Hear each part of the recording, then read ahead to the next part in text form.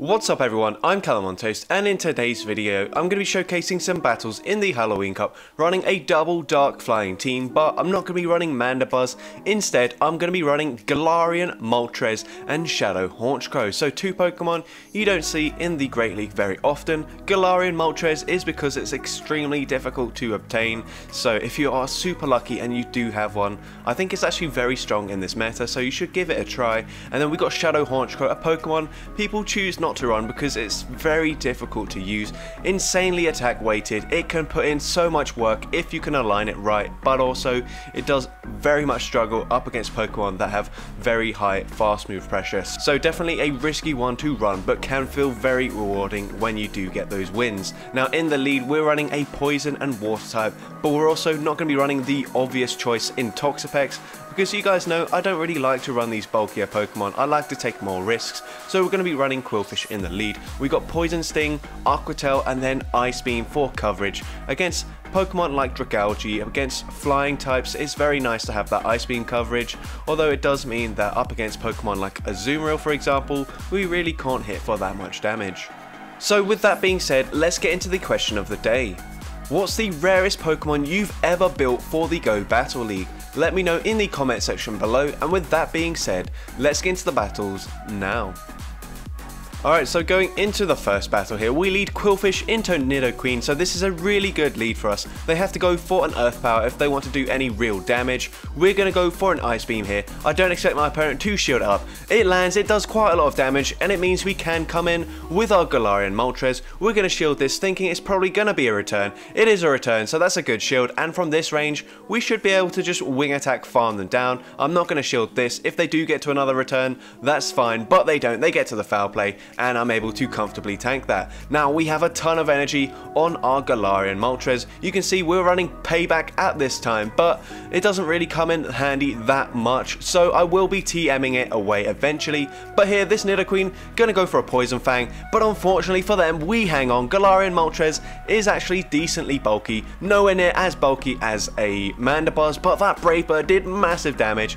We're gonna come in with the Qwilfish here. They have an Azumarill, and now this is a scenario where it's not so great that we've got Ice Beam, because we can only hit for resisted damage with our charge moves. I'm actually going to wait until this Azumarill throws their energy. They go for an Ice Beam, that doesn't do much damage, we do resist everything, and now I can come in with the Shadow Honchkrow here, shield up the next charge move, and if I'm able to successfully bait with a Sky Attack, I will be able to land a Brave Bird up against this Azumarill. We're going for the Sky Attack bait, and we get the final shield, and now I'm able to get to a Brave Bird on the CMP tie with the Ice Beam, and Brave Bird takes out the Azumarill. They're going to come back in with Nidoqueen. They throw their energy. They probably realize, well, we've already got a ton of energy on this Qwilfish. We can go for an Aqua Tail. Even if they farm me down there, we're going to win CMP, and we're able to take out that Nidoqueen and take that game.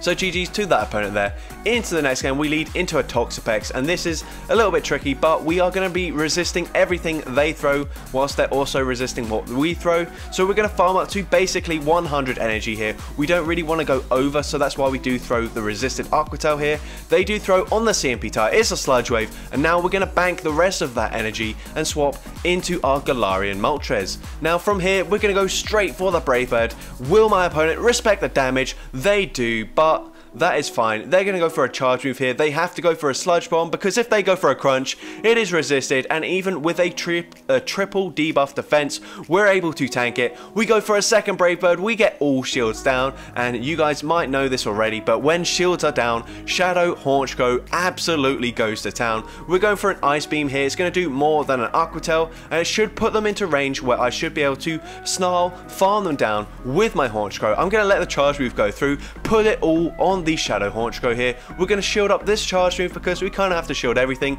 It's a Sludge Bomb, so that is a really nice shield here, and you're going to see how much damage this Shadow Honchkrow can output. We're going to overfarm here, go for the Brave Bird. This Toxapex still has half their health remaining, but Brave Bird takes them out, and they're going to come in with a Sableye. We get to another Brave Bird, and this will easily be able to one-shot the Sableye, and I'm able to take that game. So you can see there, Shadow Honchkrow is an absolutely deadly closer if you can manage to get the shields down in the early game here. Into the next game, we lead into another Toxapex. So we're going to play this pretty much the same, except this time I'm actually not even going to throw. Unfortunately, my opponent does throw the energy one fast move sooner, so I'm now going to swap into the Galarian Moltres and play it exactly the same once again. This time I'm actually going to stay in, go for a charge move. This is just going to be a brine, so we do tank that quite comfortably. We're going to go for a Brave Bird here, and unfortunately Moltres isn't as attack weighted as the Honchkrow, so Brave Bird doesn't even take out the Toxapex, but they go for the farm down, meaning I'm able to get to another Brave Bird here, and I do get a shield from this Toxapex. I'm going to come straight back in with the Qwilfish, go for an Ice Beam because it does do more damage, and I'm really hoping this does KO. But my opponent actually shields. I'm not going to shield this up, expecting it to be another brine, and it is. And now I'm going to swap into the Shadow Honchkrow. You guys already know the deal. Shields are down, and Honchkrow is going to go to town. We shield up the brine. They're going to swap into a Drapion. We're going straight for that Brave Bird, and from full health, Brave Bird takes out the Drapion. And once again, they've got a Sableye. So this is actually, I think, the same team that I ran into in the previous game. We go for the Brave Bird. We one-shot the Sableye again, and unfortunately, they do Poison Jab, farm me down, but I've got an Aqua Tail loaded, and from this range, Aqua Tail takes out the Toxapex, and I'm able to take that game. So GG's to that opponent there. Into the next game, we lead Qwilfish into a Shadow Tyranitar. Now, this is where we need to see it because our two Pokemon in the bag can't hit for anything other than resisted damage.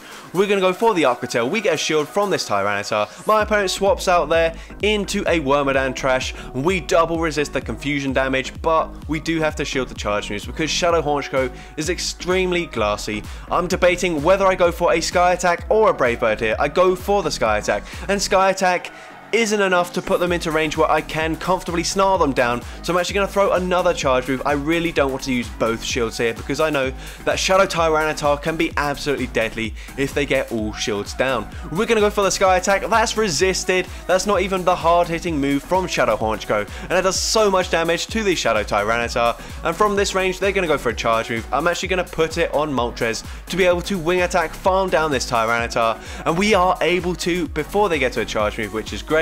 They've now got a Toxapex in the bag, but they've got no shields remaining. They're going to have to build to the back-to-back brines, but we're going to outpace them to back-to-back Brave Birds. The first one does massive damage. The second one is easily going to be enough to take out the Toxapex, and I'm able to take that game. So GG's to that opponent there. Perhaps a little bit of a misplay in the mid game there when I switched into the Honchkrow, not just going for the Brave Bird, but it all worked out in the end. Now into the next game here, we're going to try and catch a charge move on the Moltres, but this Umbreon does hold on to their energy, but eventually they throw, and it's just a foul play. So I can pretty much guarantee that they are, whoa, okay, no they're not. I thought they were going to be running Psychic, but for some reason they baited up against this Moltres. Very strange there. We're going to let the next charge move go through. This Umbreon is absolutely loaded, and we're so low here that I wasn't even sure if I would get another fast move through. So I go for the Brave Bird, and Umbreon does actually tank that fairly well. We're going to come in with the Qwilfish. From this range, Ice Beam hopefully takes out the Umbreon. And it does, which is nice. And now they're going to come in with Toxicroak. We're going to go for these Aqua Tail spams, hoping to get a shield maybe. Unfortunately, we don't, so that is not great.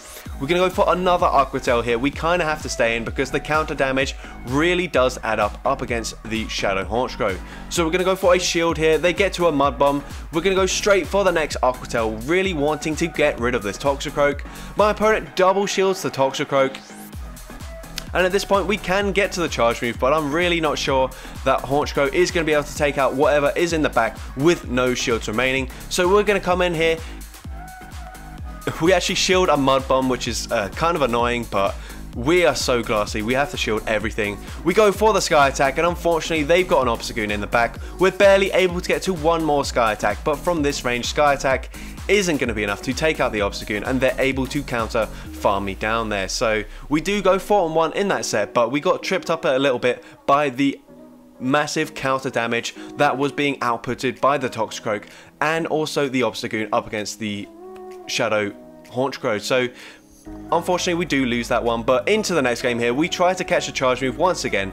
They're going to counter swap with a Shadow Skuntank. This is just going to be a crunch, so I'm going to let this go through, and then, unfortunately, I don't know if it's worth baiting here, so I'm just going to go for the Brave Bird, but this probably will mean that I don't get to another charge move, and this is when I realized that there's probably no point really running the payback, because it hasn't really helped me at all, so I might as well just run Ancient Power, so that way it is cheaper than the Brave Bird, so we can bait. We go straight for the Ice Beam there, take out the Skuntank. They come in with another Shadow Pokemon, Shadow Drapion this time, so double Shadow Poison Dark so far. We're gonna let this go through, and Crunch takes out the Qwilfish, so Qwilfish also very glassy, not quite as glassy as this Shadow Honchkrow, but still very glassy. We're going to shield the Crunch here. They come back in with the Sableye, and now things are not looking too good. We're going to go straight for the Sky Attack after one more Snarl. I'm hoping this puts them into farm down range. And it does, which is perfect. We're able to farm them down before they get to the next charge move. We're going to go for another Sky Attack, and we'll be able to get to one more Sky Attack before they get to the charge move. We're barely not able to, and from this range I think even a Crunch will take us out. They do get to the Sludge Bomb though, and that easily is enough to one-shot the Shadow Honchkrow from that range, and we do lose that game. So GG's to that opponent there. Into the next game, into a Frostlass. This is a bit tricky. We of course do resist all the ice damage, but a Shadow Ball is going to do huge damage to Qwilfish, and of course we don't want to see this Pokemon aligned to either of our back Pokemon, because Avalanche and Powder Snows are really going to chunk. Now my opponent comes in with a Drapion here. We're going straight for the Ice Beam. Ice Beam lands, and this should put them into range where I can come in with the Moltres and fully farm them down. They're going to go for an Aqua Tail here, so we can tank another one quite comfortably, and we hopefully will be able to Wing Attack, farm them down before they get to the next one. And it looks like we are able to, or maybe my opponent stops attacking there. I'm not really too sure what happened there, but we are able to farm them down. They're going to come in with a Toxapex. I was expecting the Frostlass, so I go for the Ancient Power. They're going to no-shield it. It does absolutely nothing, but we are now able to get to a Brave Bird, and Brave Bird will do huge damage to this Toxapex. They're now into the yellow health.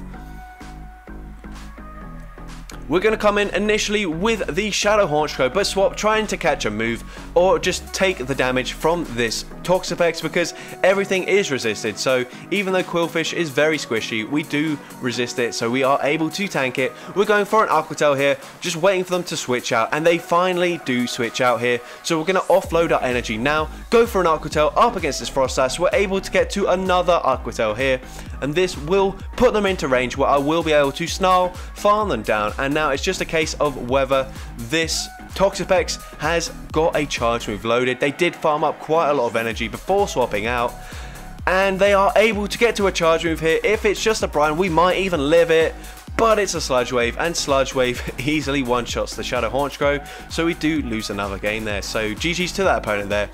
Into the next game, we lead into a Sableye, so once again, gonna try and catch the foul play onto my Galarian Moltres, and once again, they hold on to their energy, and at this point, I'm like, you know what? Let's just take the move. We can tank a return. They go for a foul play bait, which is fine by me. We're going to go for the Brave Bird here, and this will do huge damage up against the Nidoqueen. We actually just one-shot them, so it was really good that we didn't bait there. And we're also forcing this Sableye to throw their energy. Foul play does now take me out, and we're going to come in with the Shadow Honchkrow maybe? Yep, we are going to. We do resist the Shadow Claws, but you can see they are already adding up. We're going to shield up this charge move. I think we might even continue farming just a little bit.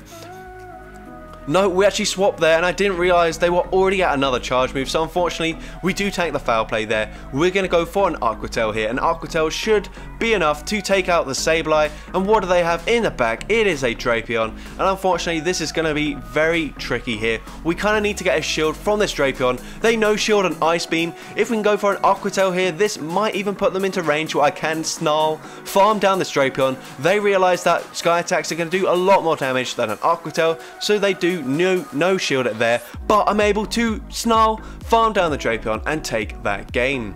So GG's to that opponent there. Into the next game, we lead into a Toxicroak, and we are going to swap out eventually after the game allows us to. They are going to try and catch a charge move here on the Nidoqueen, but that's fine. I'm going to let this Poison Fang go through, go for a Brave Bird here. Unfortunately, we're not going to get to another one, so maybe we could have baited, but it's fine. We guarantee a shield here, which is nice. Now I'm going to come back in with the Qwilfish.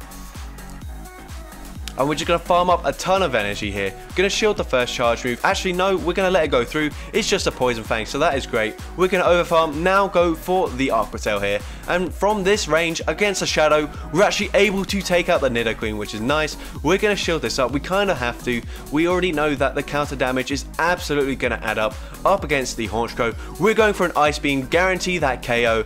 But my opponent actually shields it up, which I was not expecting, but they tried to farm me down, and now from this range, even an Aqua Tail is enough to barely not take them out, but they should be into Snarl. Farm down range, they come in with a Frost Slash. I'm able to get to the Sky Attack. Sky Attack takes out the Frost Slash, and I do get the Snarl through here, and that should be enough to take out this Toxapex. They go for a Sludge Bomb, and we KO them with that Snarl, and I'm able to take that game. So GG's to that opponent there. Into the next game, we lead Qwilfish into Nidoqueen, so another great lead for us here. And my opponent is actually going to stay in, so that is making me think that maybe they've got something else in the pack that is weak to Qwilfish. So we're going to go for an Aqua Tail. They can, of course, no shield it. Earth Power will one-shot us, so I do have to shield here. And they do go for the Earth Power. That gives me a lot of room to overfarm, which is nice. We're going to go for another Aqua Tail here. We get a first shield from this Nidoqueen. We're going to go for another Aqua Tail, and now they do have the energy for the next Earth Power. We get the second shield. I'm going to swap, catch the Earth Power on the Galarian Moltres, and that is double resisted, so that is really nice for me. They're going to come in with an Umbreon. I'm going to let them throw their energy first, and this is going to be a foul play, so perhaps this Umbreon is running Psychic and foul play, because they're going to go for another foul play here, and we can comfortably tank the foul plays. So we're now going to go for a Brave Bird, and we should be able to get to one more Brave Bird before this Umbreon gets to the next foul play, and from this range, Brave Bird is going to be enough to take out the Umbreon. And we do take back switch advantage. They're going to come in with the Nidoqueen. We still able to get to an Aqua Tail. They catch it on the Drifblim, so very nice catch there. Very nice job of keeping track of my energy. And we are going to stay in, go for the Ice Beam. They're probably not expecting an Ice Beam. An Ice Beam takes out the Drifblim, and we're still going to be able to get to an Aqua Tail here up against this Nidoqueen, and we should be able to take them out here and take that game. So GG's to that opponent there. And into the final battle of this video, we lead into another Toxapex. So we're seeing a lot of very similar teams in this video. I didn't run it for too many sets, so there's not a whole lot of variation, unfortunately. But we're going to go straight for an Aqua Tail here. We're going to go and catch the charge move on the Toxapex. That was just a random guess of when they would throw. Unfortunately for me, it really paid off. They're going to swap into a Golbat. We can comfortably tank a Poison Fang, and then we're going to go for an Ancient Power. And Ancient Power isn't the best move. It does do more damage now this season, but this won't be taking out the Golbat. But I do get a shield because of the threat from Brave Bird. We're going to commit to the Brave Bird here, forcing my opponent to throw their energy, and then we can come back in with the Qwilfish. And so that's what we're going to do. We wait out the switch clock. We're going to go straight for the Ice Beam. They're not going to shield this. They probably aren't expecting Ice Beam. And we take out the Golbat. And now what are they going to come back in with? They come back in with the Toxapex. We need to shield this up. We can't really let Toxapex get too much damage on that Shadow Honchkrow. So we're going to go for an Aqua Tail here. I actually kind of want them to shield now though, but they don't. They have a Scrafty in the back, and this is not looking good for me. I should have just swapped out straight away, but instead I'm giving this Scrafty a ton of farm. We're not going to get a shield from an Aqua Tail. Should have committed to the Ice Beam, but in the end it doesn't really matter. I still need a Sky Attack to take out the Scrafty, and from this range there's no way I'm getting to the back-to-back, so I kind of just shield this up, hoping I can get there, but yeah, I was not going to be able to get there unfortunately, and I do lose that final game. So GG's to that opponent there. So that's going to be it for today's video. If you did enjoy it, then make sure you leave a like, leave a comment, let me know, and as well, don't forget to respond to the question of the day if you haven't done so already. And if you want to see more content like this in the future and you're not yet subscribed, then make sure you hit that subscribe button and turn on post notifications. That way you'll be notified whenever I upload a new video. And with that being said, let's get into the shoutouts from my previous video. So firstly, we've got Doman22 who says, Galvantula, it's made me win a ton of games, it breaks the meta in half. And as you can see, Galvantula would absolutely run through this team, so I was very fortunate not to face one in the 3 sets that I did running this team. Next we got Lope_YT who says, my MVP is Escavalier because it is a great core breaker, it has drill run for the poison, and its counters are huge for many matchups, and I definitely think this is an underrated Pokemon in this meta. And finally we got Mia Johansson who says, Dedenne is like my MVP at the start, it hits pretty hard and also has some bulk. They also say thank you for the Pikachu clone video, so you are very much welcome, and Dedenne, another Pokemon that this team would absolutely struggle against, so yeah, definitely a core breaker for certain teams. So with that being said, thank you all so much for watching today's video, and I hope you have a great rest of your day.